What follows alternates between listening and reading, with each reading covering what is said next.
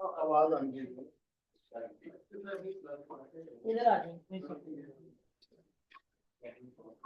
जो आपने इबादत करनी है तकमा बताना है आगे।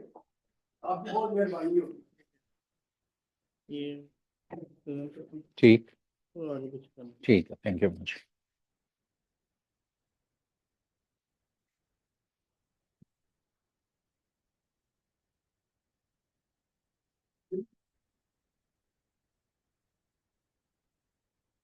औज़ु बिल्लाहि मिनश शैतानिर रजीम। बिस्मिल्लाहिर रहमानिर रहीम। वल अस्र इन्नल इंसाना लफी खुस्र इल्लल्लज़ीना आमनू व अमिलुस्सॉलिहाति व तवासौ बिल हक़्क़ि व तवासौ बिस्सब्र। सदक़ल्लाहुल अज़ीम। ज़माने की कसम, ज़माना गवाह है या इंसानी तारीख़ इस चीज़ की गवाही देती है कि तमाम इंसान खसारे में हैं, सिवाय उन लोगों के जो ईमान लाए और हक़ पे खड़े रहे। और इस हक़ पे खड़े रहने की वजह से जो मुश्किलात उन पे आएंगी और आईं, उस पे उन्होंने सब्र इख्तियार किया, जिसका अजर उन्हें अल्लाह ताला देगा इंशाअल्लाह। सदक़ल्लाहुल अज़ीम।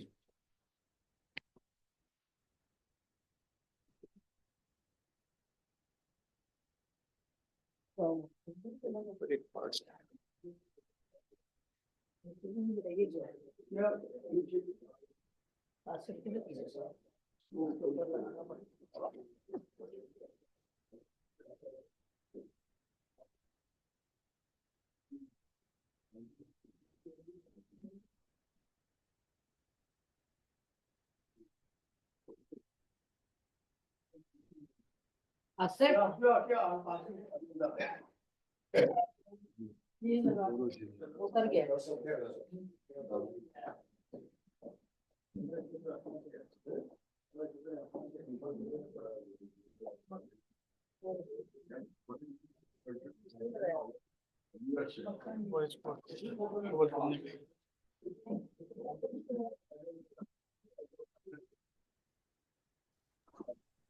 अच्छा जी, आज का हमारा जो लेक्चर है वो एंजाइटी और डिप्रेशन पे है और हमारे स्पीकर हैं डॉक्टर राना कासिम हसन। ये प्रोफेसर ऑफ न्यूरो साइकेट्री हैं और कंसल्टेंट न्यूरो साइकेट्रिस्ट हैं सुरैया अजीम टीचिंग हॉस्पिटल के। तो मैं डॉक्टर साहब को दावत दूंगी कि वो आके हमें बताएं डिप्रेशन एंजाइटी के बारे में और इनमें क्या फ़र्क है और पेशेंट्स किस किस्म के आपके पास आते हैं और आप उनको किस तरह से ट्रीट करते हैं। तो यकीनन ये बहुत दिलचस्प लेक्चर होगा। आज सेक्रेटरी का पहला लेक्चर हो रहा है। ये एक सीरीज ऑफ लेक्चर्स हमने स्टार्ट की है और इंशाल्लाह ताला इसको लेके हम चलेंगे आगे और आगे मज़ीद टॉपिक्स डिस्कस होंगे। डॉक्टर साहब आप प्लीज आए। जी है मेरे पास।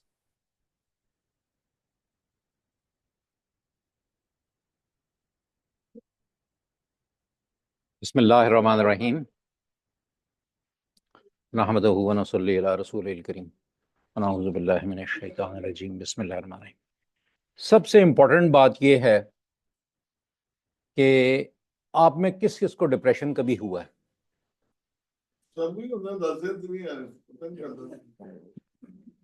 हाँ, सबको होता है, ये बात ठीक है। ठीक, वैसे तो डिप्रेशन की जो सही जो डेफिनेशन है वो हमारे ज़हन में आ जाए तो फिर हम आपको बताएंगे कि ये एंजाइटी और डिप्रेशन क्या होती है, इनका डिफरेंस क्या है। Very good, very good. मैं इसीलिए पूछ रहा हूँ कि आपको कितना पता है, आप कितने पानी में। नहीं, आप देखें, मैं आप इतने कच्चे तो नहीं है, इतना अरसा प्रैक्टिस करते हुए हो गया, आप पढ़े लिखे लोग हैं और खूब अच्छी तरह पता है कि डिप्रेशन क्या होती है। अच्छा, अब उसमें ये है कि मैंने ये इसलिए पूछा है कि मैं ये इसमें ये चीज़ नहीं लिखी हुई। वो ये होता है, डेफिनेशन बाद में आते हैं जी, आपको आप खुद ही आप नहीं, क्या नहीं है, डेफिनेशन आपको बताएंगे, आपको खुद ही समझ आएगी, ऐसे समझ ही नहीं आएगी। डिप्रेशन की सबसे बड़ी किस्म ये होती है कि हम इसे डिवीजन करते हैं क्लिनिकल एंड सब क्लिनिकल में। अब हम ट्रीट किसको करते हैं? क्लिनिकल को करते हैं, सब क्लिनिकल को नहीं करते। सब क्लिनिकल क्या होती है? सब क्लिनिकल ये होती है कि सबसे पहले तो बीवी से डांट पड़े तो बंदा डिप्रेशन में आ जाता है, बीवी को डांट पड़े फिर वो भी डिप्रेशन में आ जाती। अच्छा, ये सब क्लिनिकल काइंड्स हैं। फिर आप अपना आपको कोई आपका बॉस डांट दे, डिप्रेशन यही होती है। अच्छा, हाँ जी, वो फिर इस तरह ये जो है ना, ये डिप्रेशन जो होती है ना, ये सब क्लिनिकल हम कहलाती हैं, जिनको ट्रीटमेंट की जरूरत की नहीं होती। इनको सब क्लिनिकल जो होती हैं वो खुद ब खुद रिजॉल्व हो जाती हैं। हमारे अंदर ये कैपेबिलिटी है इंसान के दिमाग में कि वो इसको रिजॉल्व करते हैं। कैसे रिजॉल्व करते हैं वो हम थोड़ा सा आगे जाके देखेंगे। अच्छा, मेनली जो इसमें नहीं mention, frontal lobe, inferior surface, सामने वाली सरफेस, और थोड़ा सा पॉजिटिव इंशाल्लाह हो जाएगी पॉजिटिव। इंफीरियर सरफेस, ये इन्वॉल्व होती है, और न्यूक्लियस एकम्बेंस इन्वॉल्व होता है। एकम्बेंस जी, वेंट्रिकल के नीचे। फिर इसके अंदर से न्यूरोट्रांसमीटर्स इवॉल्व होते हैं जो हमें डिप्रेशन को फौरी तौर पे रिजॉल्व करने की कोशिश शुरू कर देते हैं, और चंद मिनट, चंद घंटे, एक दिन, 2 दिन में रिजॉल्व हो जाता है। अब डिप्रेशन एक्चुअली जो आती है वो हम सिम्टम्स पे आते हैं, लेकिन कितने दिन आपको डिप्रेशन रही है तो फिर आपका वो क्लिनिकल बनती है। That is the main point. सबसे पहले उसे ये पूछा जाएगा भाई आपका, अच्छा, वो लोग खुद ही कहते हैं जो डिप्रेशन है ये बड़ी, बस दिल नहीं करता कोई काम करन थे। ये 2 मेजर पार्ट्स हैं। डिप्रेशन हुई है,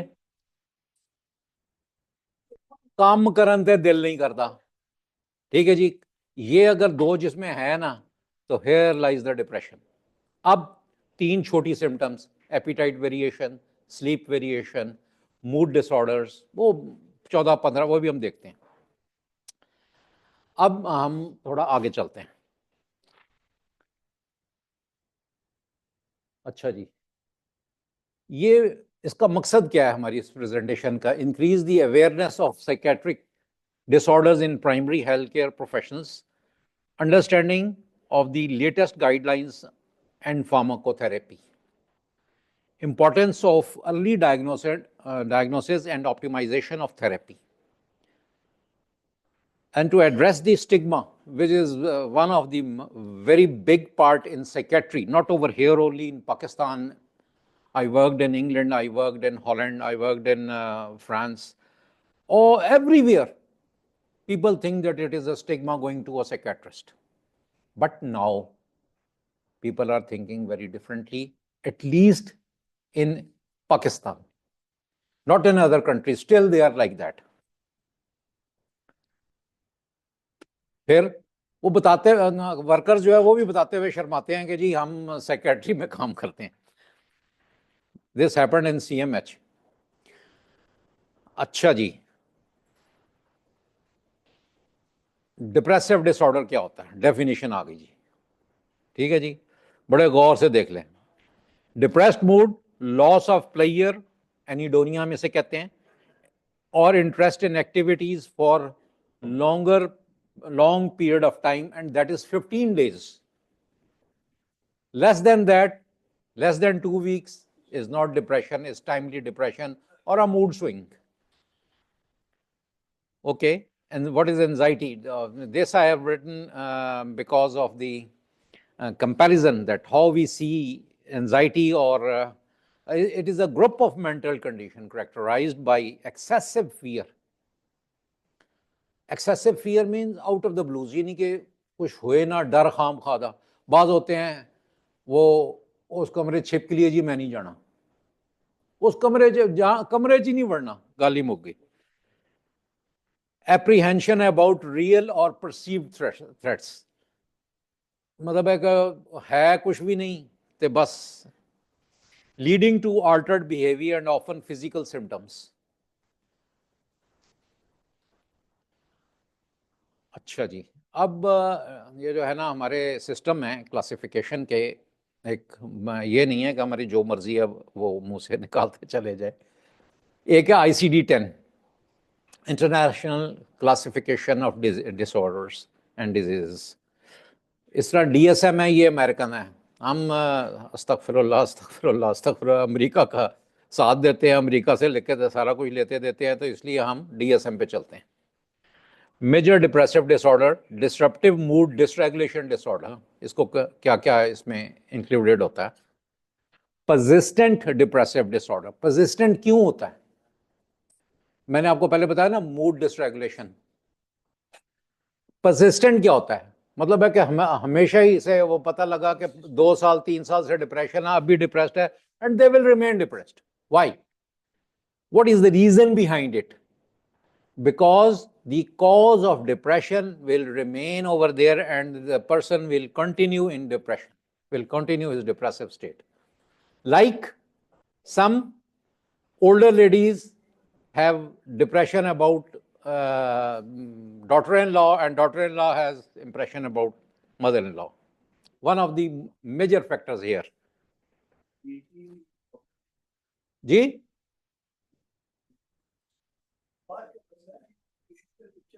क्लिनिकल फीचर्स हैं। अच्छा, फिर उसके बाद जी प्री मेंस्ट्रुअल डिस्मॉर्फिक डिसऑर्डर। अब वो बच्चियां होती हैं, वो मुख्तलिफ चीज़ें सोचनी शुरू कर देती हैं। एक उनकी डेवलपमेंट जो होती है बॉडी की, वो उसके बारे में सोचती हैं, फिर वो मेंसेस के बारे में सोचती हैं, फिर वो अपनी आने वाली लाइफ के बारे में सोचना शुरू कर देती है। ये 11-12 साल की उम्र से शुरू हो जाता है। फिर है जी substance and medication induced depressive disorder. Substance क्या चीज़ है? नहीं, वो तो मेडिकेशन है, वो ड्रग्स हैं। नहीं जी नहीं, आजकल के लिए ये जो शीशा वगैरह, नहीं जी नहीं, ये भी सब वो ये भी ड्रग अब्यूज में आता है। सब्सटेंस है ये जो आपके हाथ में पकड़े हुए mobile, this is known as substance abuse. और इस वक्त सबसे बर्निंग टॉपिक जो है हमारे पास वो सब्सटेंस अब्यूज है, और उसकी वजह से depression, anxiety, mood disorders, what not, everything is there. ओहो, मैं कहा नींद, सोते ही नहीं है रात को, सुबह जाना है। जो ये जो वेस्ट है, ये इसकी जो डाउनफॉल शुरू हो गया हुआ है गुज़श्ता 10 साल से 12 साल से, और हर जगह इंडिया और पाकिस्तान और बांग्लादेश घुस गए हैं, वो इसी वजह से घुसे हैं कि वो उन्होंने ये पकड़ लिया हाथ में और कोई काम नहीं कर, किसी जोगे नहीं रह गए जिन्होंने कहते हैं। अच्छा जी, depressive disorder due to another medical condition, हाँ, गायनिकोलॉजिकल कंडीशन, सर्जरी, हार्ट सबसे ज्यादा होता है, हार्ट में बहुत डिप्रेशन होती है, पता लगता है कि बस मैं गया फौत होने लगे। अदर स्पेसिफाइड डिप्रेसिव, फिर स्पेसिफाइड डिसऑर्डर्स है, वो हम आगे चलेंगे, जैसे यूथाइमिया है और थायमिक डिसऑर्डर्स है। अनस्पेसिफाइड डिप्रेसिव डिसऑर्डर, अनस्पेसिफाइड जो होती हैं जी, इसमें हम एडजस्टमेंट डिसऑर्डर्स, सेपरेशन डिसऑर्डर्स और इस तरह की दूसरी तीसरी चीजें। अब एंजाइटी क्या चीज होती है? एंजाइटी में क्या क्या आता है? जनरलाइज्ड एंजाइटी डिसऑर्डर, यानी कि हर चीज तो ये एंजाइटी हो रही है, खान पीन तो भी हो रही है, चलन फिरन तो भी हो रही है, नहान तो भी हो रही है, कपड़े पान तो भी हो रहा है, हर चीज तो ऐ करांगे तो ऐ हो जाएगा, ऐ करांगे तो ऐ हो जाएगा। Obsessive compulsive disorder is a kind of anxiety. Post traumatic stress disorder, this is not a very long, ये एंजाइटी में कम आता है। एगोराफोबिया, बाहर जान दा डर, अंदर आन दा डर, मुख्तलिफ डर, सोशल डिफरेंट फोबियास। मेरे वास्ते रहन दो जगह, मैं उन्हें बह जाना, थक जाना। हाँ, तो फोबिया आ जाता है, फोबिया ये जो ਇਹ ਵੀ ਫੋਬੀਆ ਹੈ, ਇਹ ਵੀ ਫੋਬੀਆ ਕਿ ਮੈਂ ਥੱਕ ਜਾਗਾ ਤਾਂ ਕਿੱਥੇ ਬੈਠਾਂਗਾ। अच्छा, स्पेसिफिक फोबियाज, खास फोबियाज होते हैं। मतलब मैंने अभी एग्जांपल दी थी छिपकली की, कॉकरोच की, चूहे की, ड्राइविंग की, और सबसे ज्यादा जो फोबिया है ना वो डेथ फोबिया है। उमन लेडीज में होता है कि वो कहीं देख ली कोई अजीज व कारब की डेथ हो गई, बस जी वो तो पकड़े गए। सेपरेशन एंजाइटी, लाइक ये तलाक खुला वगैरह, फौतगी से भी होता है सेपरेशन। सिलेक्टिव म्यूटिज्म, सिलेक्टिव ये इसको हम डिप्रेशन एंजाइटी के मिक्स में जाए कि वो इतना तबीयत खराब हो जाती कि किसी ने गल करना जी नहीं चाहता, गल गल कोई करता मुंह परले पासे। नहीं, selective mutism, selective not mutism, because in mute is itself is a disorder which is not included over। जी मैं बता रहा हूँ ना, डिप्रेशन एंजाइटी दोनों ही वजूहात होती हैं इसमें। बस बात करने को दिल नहीं करता। अमूमन ये ज्यादातर बुजुर्गों में होता है, जिनको बच्चे कहना ना मानते हैं, उनको ऐसी गाली नहीं करनी, मुंह परले पास करना ज्यादातर, व्हाट आई हैव सीन। अच्छा, ये बड़ी अच्छी चीज है, global and local burden of mental health. अच्छा चलेगा। नॉर्मली आप देखते हैं डिप्रेशन अपने क्लिनिक में, कोई बता सकते हैं कितनी परसेंट साइकेट्री के जो पेशेंट आपके पास आते हैं, एपिलेप्सी आती होगी आपके पास, डिप्रेशन एंजाइटी आती होगी, ओसीडी भी आते होंगे, कितने को होते हैं? दिन में 1-2 पेशेंट आते हैं?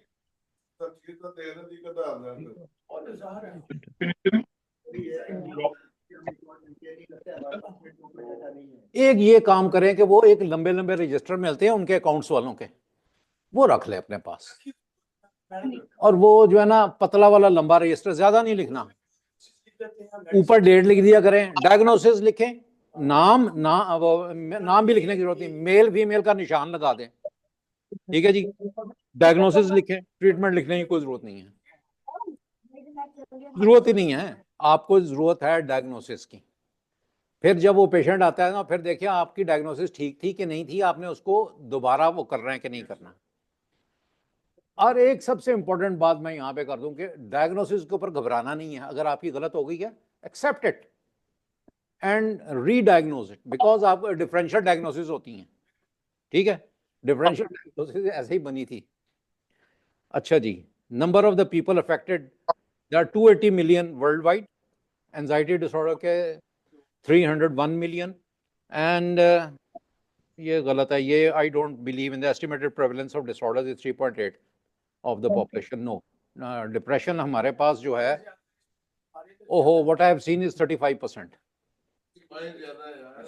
नहीं, आजकल हमारे मुल्क में ज्यादा है। और एंजाइटी जो है, नहीं जी नहीं, ये सोशियो इकोनॉमिक कंडीशन जो है ना, वो ब्रिटिशर्स की खराब है, आपकी नहीं है। प्लीज, आप खैरात कर देते हैं, सदका कर देते हैं, भूखा खा लेता है, वो नहीं करते। अच्छा, इन पाकिस्तान अब क्या है कि 34% ये कहते हैं जी डिप्रेशन है और एंजाइटी मिक्स। अच्छा, बलूचिस्तान में सबसे ज्यादा है, क्यों? नो, अनएम्प्लॉयमेंट हर जगह ही है, सिंध में, पंजाब में, खैबर पख्तूनख्वा, नहीं, लैक ऑफ सोर्सेज, खाने को कुछ नहीं है, काम ही नहीं करते, अपने पग्गा लैके बैठे रहते हैं।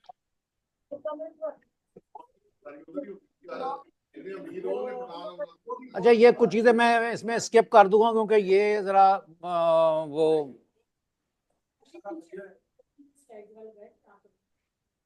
कौन सी, ये वाली, इससे ये वाली सिंध, और 8% पंजाब, और 5।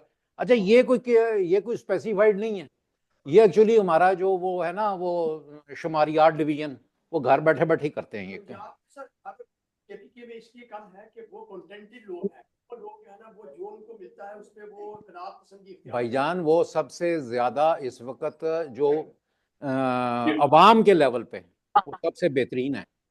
स्मगलिंग करते हैं, आपके सारे ट्रक वो चलाते हैं, बसें वो चलाते हैं, वो सारा उनके पास, हर काम करते हैं। यहाँ कुछ नहीं हो तो छलियां बेच लेते हैं, ठीक है। तो 5% खैबर पख्तूनख्वा में लेडीज में है, जेंट्स में कोई भी नहीं है वहां पे।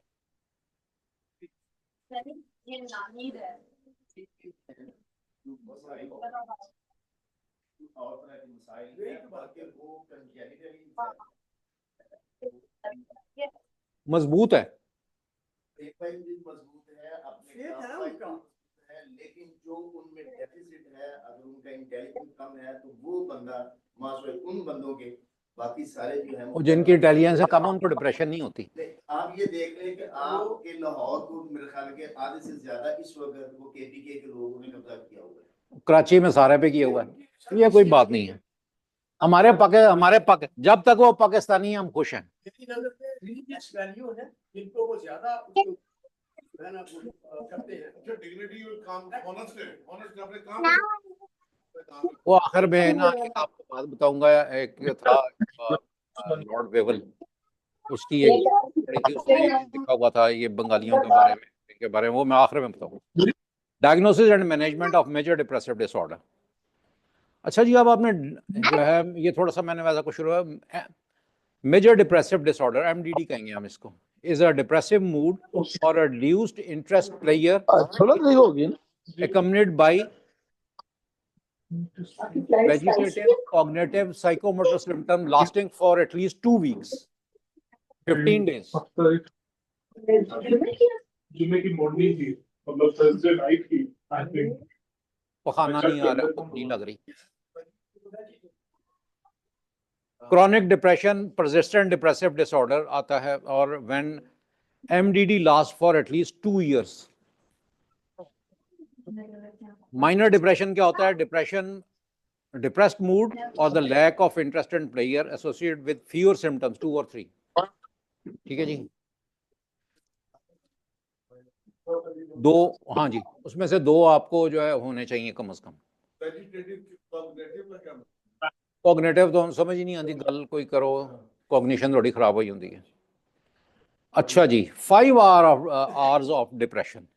सबसे पहले तो दवाई दें तो उसका रिस्पॉन्स क्या है, फिर उसके बाद जब वो दवाई दे दें तो कितने दिनों बाद फिर वो मरीज ठीक होना शुरू होता है, that is known as remission. फिर उसमें एक चीज आती है जिसे कहते हैं रिकवरी। रिमिशन के बाद आता है रिकवरी का। लेकिन अब क्या होता है कि रिमिशन में ही बाज लोगों को दोबारा सीवियर डिप्रेशन हो जाती है। अभी ट्रीटमेंट पे हैं, उसके बावजूद फ्लेयर अप हो जाती है डिसऑर्डर, सॉरी। फिर एक और चीज है which is very bad one, that is known as you recovered, there is no relapse, time has passed and there is recurrence. Recurrence is very bad situation. Remission का मतलब है कि आपने दवाई दी और दवाई के बाद वो रिकवरी में आ गया।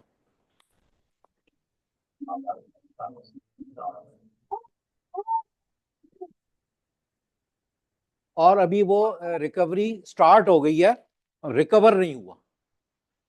The initiation of recovery is known as remission, which is usually a very long period. The longest part is remission.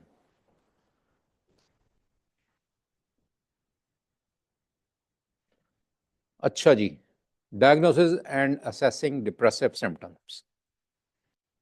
की सिम्टम्स हम सिर्फ 2 में रहेंगे, जैसे मैंने आपको बताया था। डिप्रेस्ड मूड ते कुछ करने ਨੂੰ दिल नहीं करता, loss of interest in daily life, एनीडोनिया।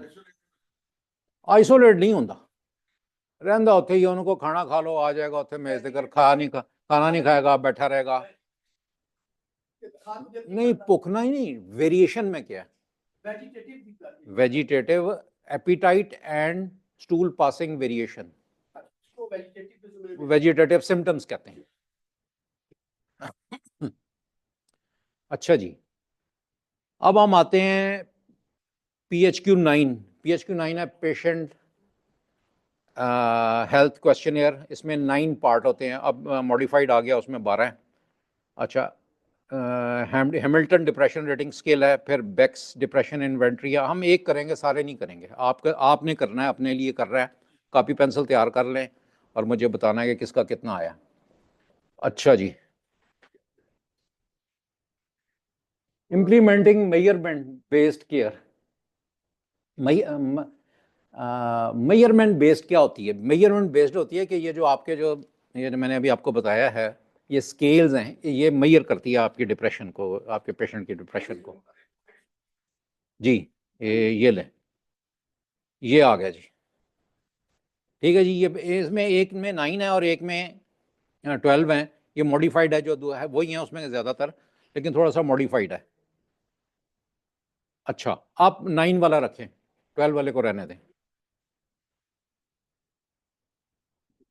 अब आप इसको पढ़ें और यस नो में अपने पास जवाब दें। हैं कितने यस आते हैं, कितने नो आते हैं? उंगलियों पे कर रहे हैं। एक नो हो गया, इतने यस हो गए। जितने यस है वो काउंट कर लें अपनी उंगलियों पे, नो को छोड़ दें।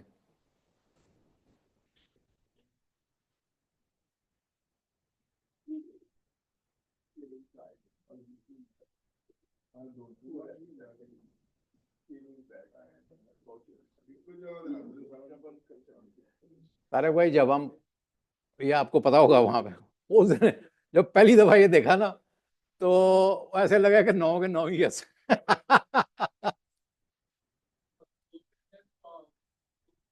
मेरे में तो सिर्फ एक ही चीज है कि नींद नहीं आती, बस बाकी सारे ठीक अच्छा, ये तो बुढ़े बारे सारे किसी ने भी नहीं आती। है। मोबाइल ਇਹ ਵੈਜੀਟੇਟਿਵ ਵਿੱਚ ਆਂਦਾ ਹੈ। कोई मेरे पे है नींद नहीं आती। ਇਹ ਫਿਰ ਕੋਈ ਐਸਾ ਮਸਲਾ ਨਹੀਂ। ਹੱਸਦੇ ਖੇਡਦੇ ਹੋ ਤੇ ਬਸ ਠੀਕ ਹੈ। ਅੱਛਾ ਜੀ, ਕਿਸੇ ਦਾ 4 ਤੋਂ ਜ਼ਿਆਦਾ ਆਇਆ? ਬੋਲ ਦੇ, ਲਓ ਜੀ, ਬੋਲ ਦਿੰਦੇ ਆ, ਉੱਚੀ ਉੱਚੀ ਬੋਲ ਦੇਣਾ। ਲਿਟਲ ਇੰਟਰਸਟ ਔਰ pleasure in doing things, no interest और little, feeling down, depressed, hopelessness,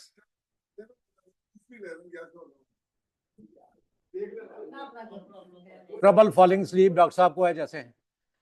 अच्छा, staying sleep, sleeping too much, feeling tired, having little energy, poor appetite और over eating, feeling bad about yourself, trouble concentrating on things, moving और speaking slowly और loudly भी है इसमें। अच्छा, things that you don't that you would be better off dead, अगर आप मर जाएं तो चीज़ें बेहतर हो जाएंगी। That you want to hurt yourself in some way. नजर तो आ रहा है पर अच्छा, अब ऐसे है कि जी ये जो है ना, एक इसमें सबसे बड़ा वाइटल,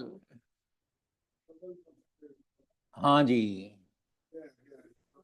ये ना, ये जो है ये बहुत सारे लोगों में होती है। हाँ तो वो बिल्कुल वाचिंग ਉਹ ਸਾਡੀ ਤੇ ਨਮਾਜ਼ ਵਿੱਚ ਵੀ ਨਹੀਂ ਹੈ ਕੰਸੈਂਟਰੇਸ਼ਨ। ਕੋਈ ਆਵਾਜ਼ ਦੇਵੇ ਤੇ ਸਾਨੂੰ ਆਵਾਜ਼ ਸੁਣਾਈ ਦੇ ਜਾਂਦੀ। अच्छा, ਉਹ ਨਾ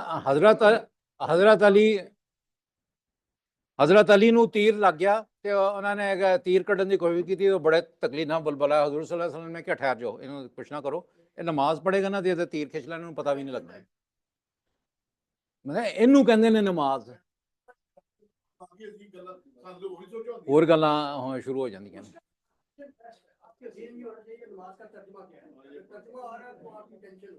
ਉਹ ਇੱਕ ਇਮਾਮ ਸਾਹਿਬ ਸਨ ਨਾ, ਜਮਾਤ ਕਰਾ ਰਹੇ ਸਨ ਤੇ ਉਹ ਦੋ ਜਮਾਤਾਂ ਬਾਅਦ ਉਹਨਾਂ ਨੇ ਇਸਲਾਮ ਫੇਰ ਦਿੱਤਾ।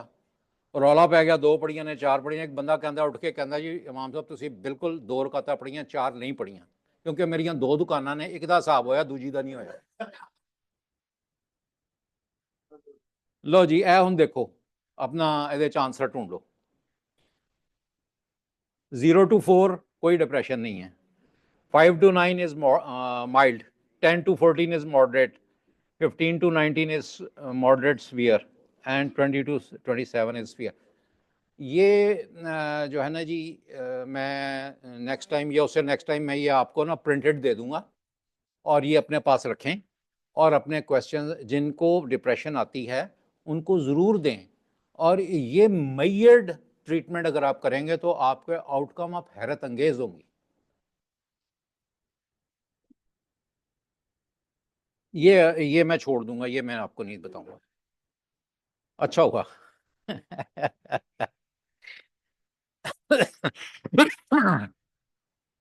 Treatment of MDD. Initiation of antidepressant treatment more than 6 months after the onset of the first episode reduces the chance of obtaining remission. ठीक है जी। There is a need for continuous treatment to avoid residual symptoms after partial remission. Partial remission क्या है कि बंदा आपके पास रोता हुआ आया और नेक्स्ट टाइम 2 वीक्स के बाद आप उन्हें बुलाएं या महीने बाद बुलाएं तो उसके फेस पे स्माइल हो, रो नहीं रहा, नॉर्मल आया, कपड़े ठीक पहने में है, नहा धो के आया, नींद ठीक आ रही है, खाना ठीक खा रहा है, लोगों से बिहेवियर अच्छा हो गया, वो PHQ-9 उसका निकाल लें और उस पर फिर उसको दोबारा मेजर कर लें। Most MDD patients are treated with pharmacotherapy, psychotherapy and or their combination. और एक और इसमें नहीं है, ये बहुत ही प्रोफेशनल किस्म का वो लेक्चर्स हैं। जी हाँ जी, उसमें यह है कि आपने अपनी उसकी जो को साथ आया है या फैमिली का आई है उसके साथ उसको भी काउंसल करना होता है। हम एक वर्ड यूज करते हैं HEE, किसी ने सुना हुआ है कभी? High expressed emotion. अगर आप उसे कोई वो गलतियां करता है, उसे गालियां देंगे तो और उसकी डिप्रेशन ज़्यादा हो जाएगी। इवन बाइपोलर हो जाता है, बाज़ दफ़ा सुसाइडल हो जाते हैं। तो इससे बेहतर यह है कि उसकी डिप्रेशन को आप जो है वो काउंटर अच्छे तरीके से करें, समझाएं बुझाएं या खामोश हो जाएं अगर नहीं कुछ नहीं कर सकते तो। Pharmacotherapy options have been grouped as follows. सारों आपको पता है जी, SSRI तो बड़ा कॉमन है। अब SNRI क्या होता है? SSRI होता क्या? What do you mean by S? नहीं, SSRI है selective serotonin reuptake inhibitor. SNRI क्या है?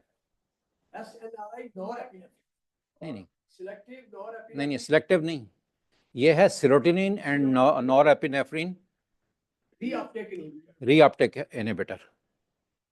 वो दोनों को यूज करें। Okay, running out of time.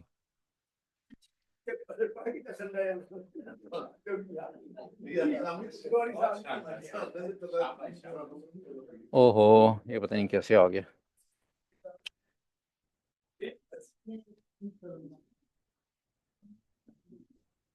हो गया जी। अच्छा, ये सिलेक्टिव नहीं है, ये serotonin and norepinephrine reuptake inhibitor, ये डुअल होता है। ये बड़ा अच्छा होता है। क्यों अच्छा होता है कि इसके साइड इफेक्ट्स कंपैरेटिवली थोड़े होते हैं और ये थोड़ा सा एक्टिवेट करता है बंदे को नॉरएपिनेफ्रिन की वजह से। फिर हैं जी TCA, try cyclic anti depressant. ये पहले यही होते थे, ये तो अभी की कहानी है जी। यही तो SNRI है। नहीं, SNRI की तरह के सिम्टम्स होते हैं। You are right. अच्छा, फिर है जी मोनोएमीन ऑक्सीडेज इनहिबिटर्स, MAOI कहते हैं। अच्छा, फिर उसमें कुछ और भी हैं जो नॉन स्पेसिफिक एंटी डिप्रेसेंट्स हैं, जिसमें 2 3 4 चीज़ें हैं।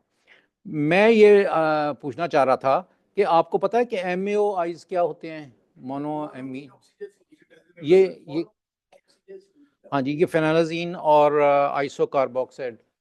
किसी ने यूज़ कराया कभी?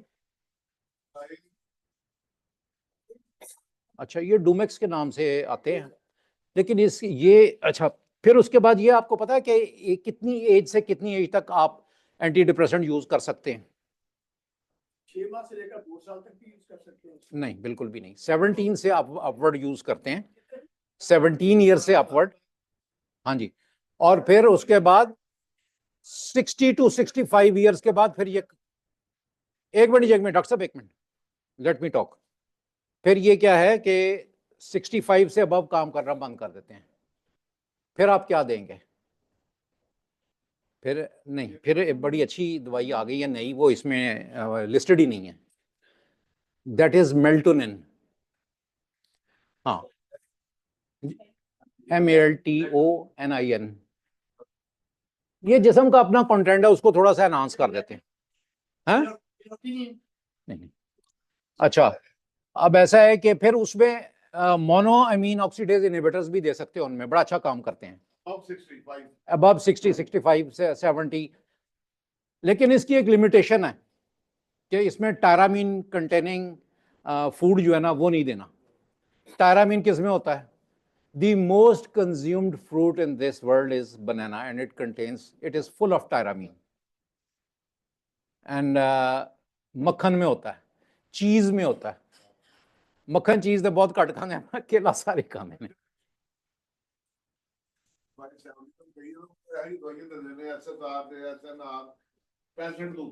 बस सिर्फ 2 to 5% ਜਿਹੜੇ ਲੋਕ ਨੇ ਉਹਨਾਂ 'ਚ ਕੰਮ ਕਰਦੀਆਂ ਨੇ।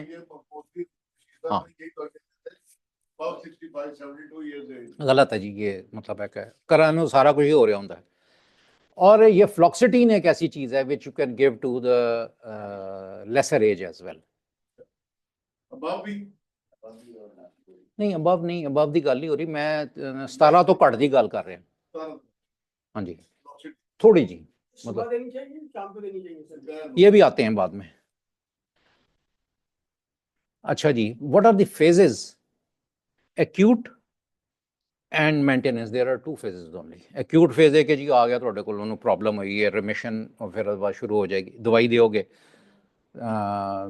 1 महीने बाद इंशाल्लाह रिमिशन शुरू हो जाती है जे ਤੁਹਾਡੀ डायग्नोसिस ठीक है। जो डायग्नोसिस ठीक है तो ट्रीटमेंट ऑटोमेटिकली ठीक हो जाएगा, कोई मसला नहीं। रिमिशन ऑफ सिम्टम्स होंगे, रेस्टोरेशन ऑफ फंक्शनिंग होएगा। This is the most major 2 factors that you have to ਉਹਦੀ ਕੁਛ ਡਿਪਰੈਸ਼ਨ ਘਟਾਓ ਤੇ ਨਾਲੇ ਉਹਨੂੰ ਕੰਮ ਤੇ ਭੇਜੋ। ਘਰ ਬੈਠਾ ਰਹੇਗਾ ਤੇ ਘਰ ਵਾਲੇ ਹੋਰ ਗੁੱਸਾ ਖਾਣਗੇ। ਅੱਛਾ ਜੀ, ਐਕਟੀਵਿਟੀਜ਼ ਕੀ ਨੇ?